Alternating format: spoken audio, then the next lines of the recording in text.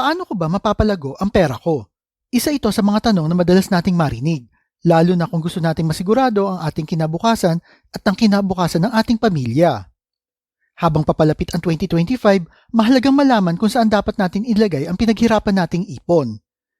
Ang tamang investment ay maaari magbukas ng mas magandang oportunidad para sa atin, mula sa pag-secure ng ating financial future hanggang sa pagkakaroon ng steady income. Ngunit hindi lahat ng investment ay pare-pareho. Ang iba ay low risk at safe, habang ang ilan naman ay nangangailangan ng mataas na risk pero may malaking potensyal na malaki ang kita. Kaya kung handa ka ng gawing mas productive ang bawat piso mo, tutulungan ka ng video na ito. Kaya narito ang mga practical, realistic at long-term investment ideas na akma sa mga Pilipino ngayong 2025. Kaya simulan na natin. Una, high yield savings account at digital banks.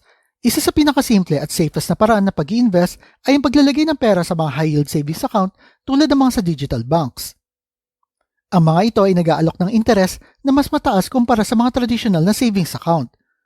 Sa Pilipinas, may Maya Bank, CIMB at C-Bank na nagbibigay ng annual interest rates na nasa 4 to 5%. Ang maganda dito, kahit maliit lang ang pera mo ay kumikita ito na walang stress at effort. Halimbawa, kung magdedeposito ka ng 50,000 pesos at iiwan mo ito sa account mo sa loob ng isang taon na may 5% interest rate, kikita ito ng 2,500 pesos nang walang ibang kailangang gawin. Ang pera mo ay secured pa kasi nasa ilalim ito ng PDIC insurance. Pro tip, gumamit ng auto deposit feature tulad na nasa Maya para hindi ka makalimot magtabi ng pera kada buwan. Ang pangalawa, Pag-ibig MP2 Savings Program. Kung gusto mo ng safe na long-term savings, ang Pag-ibig MP2 ay para sa iyo. Ang programang ito ay government-backed at nagbibigay ng dividend rate na karaniwang nasa 6 to 8% bawat taon. Ang halaga ng dividends ay nakadepende sa kita ng Pag-ibig Fund, kaya't mas malaki ang oportunidad na lumago ang pera mo kumpara sa mga traditional na savings account.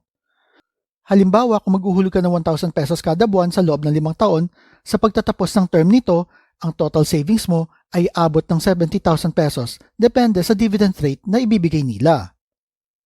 At para mas maging epektibo ang savings mo, gawing automatic ang pagbabayad ng Pag-ibig MP2 mula sa iyong payroll. Sa ganitong paraan, consistent ang paglalagay mo ng pera na hindi mo iniisip kada sweldo. Ang pangatlo, dividend stocks. Ang dividend stocks ay isa sa pinakamadaling paraan para kumita ng passive income habang ini-enjoy mo ang long-term growth ng pera mo. Ang mga blue chip companies tulad ng Meralco, Ayala Corporation at PLDT ay kilalang nagbibigay ng regular dividends sa kanilang mga shareholders. Halimbawa, kung mag-i-invest ka ng 100,000 pesos sa isang kumpanya na nagbibigay ng 5% dividend yield, sa bawat taon, kikita ka ng 5,000 pesos bilang cash dividend. Bukod dito, may posibilidad pa na tumaas ang presyo ng stock kaya't kikita ka rin ng capital appreciation. Basta tandaan na pumili ng mga kumpanya na may matibay na track record sa pagbibigay ng mga dividends at reinvest ang mga natatanggap mong dividends para sa compounding growth. Ang pang-apat, real estate properties o rental business. Ang pagpapaupa ng mga ari-arian ay isa sa pinakamatibay na paraan ng pagkakaroon ng steady na kita. Sa Pilipinas, ang demand para sa mga rental properties ay patuloy na tumataas dahil na rin sa pagdami ng mga estudyante, empleyado at expat na naghahanap ng matutuluyan. Maaari ka mag-invest sa mga condominium units, apartment o studio type na bahay. Halimbawa, kung bibili ka ng kondo sa pre-selling stage na nagkakahalaga ng 2.5 million pesos, pagdating ng 2025 ay maaari mo itong paupahan sa 20,000 pesos kada buwan. Sa loob ng isang taon ay pwede kang kumita ng 240,000 pesos na passive income. Basta tandaan na maghanap ng mga properties na malapit sa mga business districts o universities para masigurado na meron kang consistent na client o renters. Ang panglima, gold jewelry. Kung naghahanap ka ng long-term asset na hindi nawawalan ng value o halaga, ang ginto ay isa sa pinakamagandang option. Ang gold jewelry ay hindi lamang ginagamit bilang palamuti, kundi ito rin ay ginagamit bilang isang asset na madaling maliquidate sa oras ng pangangailangan. Sa Pilipinas, mataas ang demand ng ginto kaya madali din itong ibenta kung kailangan mo. Halimbawa na lang, kung bibili ka ng ginto na nagkakahalaga ng 50,000 pesos, sa loob ng 2 taon ay maaaring tumaas ang presyo na ito ng 15 to 20% na nagbibigay sa iyo ng potential profit na 10,000 pesos o higit pa. Maganda rin piliin ang mga 24 karat gold dahil ito ay may pinakamataas na resale value at siguraduhin bibili lamang sa mga legitimate na tindahan. Ang hydroponics ay nakakatipid din sa tubig na may mataas na yield at mabilis na ROI.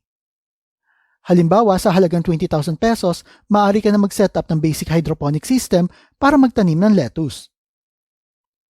Ang kita mula sa isang harvest cycle na karaniwang nasa 30 to 40 days ay maaaring umabot ng 10,000 pesos depende sa market price. Basta tandaan na mag-research muna tungkol sa demand sa local na pamilihan nyo at mag-partner sa mga restaurant o suppliers upang masigurado ang steady income. Ang pangpito, small businesses o home-based opportunities. Kung gusto mo mag-invest sa negosyo, maraming home-based businesses na pwede mong simulan kahit maliit lang ang capital mo. Ilan sa mga patok na negosyo ay ang mga printing businesses, food delivery, at personalized gifts. Ang maganda sa small business ay hands-on ka sa operasyon kaya kontrolado mo ang lahat pati ang kita mo. Halimbawa, kung bibili ka ng printer sa halagang 5,000 pesos at magsisimula ka ng home-based printing business para sa mga school projects at office needs, sa halagang 10 pesos kada page ay maaari kang kumita ng 1,000 to 2,000 pesos kada linggo. Ito ay kung makakakuha ka ng steady customers. Importante din na gamitin mo ang social media para sa pag-promote ng negosyo mo at pag-alok ng mga discount sa mga loyal customers. Ang pangwalo, AI and automation tools para sa small businesses. Ang paggamit ng AI at automation ay malaking tulong para sa mga small businesses upang mapabilis ang operasyon at bawasan ang human error. Halimbawa, ang AI-powered chatbots ay kaya na sagutin ang customer inquiries kahit wala ka. Habang ang inventory management tools naman ay tumutulong upang masigurado na updated ang iyong stock levels. Sa halip na mag-hire ng maraming tao para sa mga repetitive task, maaari kang gumamit ng automation para makatipid sa oras at gastos. Ang mga tools na ito ay nagpapataas ng efficiency at nagbibigay daan para makapag-focus ka sa mas importanteng aspeto ng iyong negosyo tulad ng marketing. Bukod dito, ang AI tools ay nakakatulong para mas mapabilis ang pag-scale ng negosyo mo habang lumalaki din ang demand nito. Basta magsimula ka sa mga abot-kaya na tools at sumabay ka sa paglago ng technology habang lumalago din ang negosyo mo. Ang AI automation ay hindi lamang trend kundi isang mahalagang bahagi ng modernong pagnenegosyo. Ang pangsyam, franchising small businesses. Kung gusto mo mag-invest sa isang negosyo pero di mo alam kung saan magsisimula, ang franchising ay maaring tamang sagot para sa iyo. Sa franchising, bibili ka ng rights upang mag-operate ng isang kilalang brand o negosyo. Ito ay magandang option lalo na kung gusto mong bawasan ang risk dahil kilala na ang brand at meron na itong proven system na susundan mo.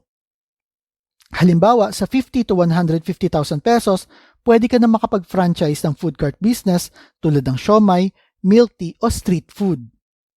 Ang kita mula sa isang food cart na nasa magandang lokasyon ay maaaring umabot ng 3,000 to 5,000 pesos kada araw. Bukod dito, karamihan sa mga franchising companies ay nagbibigay din ng training at suporta sa mga franchisee nila para masigurado ang success ng negosyo. Basta tandaan na bago ka mag-franchise, siguraduhin i-research ang track record ng iyong mga franchisor at alamin ang market demand at sa lugar na target mo na paglalagyan ng iyong negosyo. Piliin ang mga franchise na swak sa hilig at kakayahan mo para sa mas malaking tsansa ng tagumpay. Sa bawat piso na ini-invest mo, nag-i-invest ka rin para sa iyong kinabukasan. Habang papalapit ang 2025, piliin ang mga investment na tugma sa iyong mga goals at financial capacity. Hindi mo kailangang magsimula na malaki. Ang mahalaga ay magsimula ka ngayon. Tandaan na ang tamang kaalaman ay isa sa pinakamahalagang armas upang magtagumpay sa larangan ng pag-i-invest. Ikaw ba, ano pa ang mga investment na nasa isip mo na gusto mo simulan ngayong padating ang 2025? Type mo naman sa comment section below. At kung mahilig kayo sa mga videos tungkol sa pera, motivation na business, like and share nyo lang ang video na ito at kita-kita po ulit tayo sa mga susunod na video.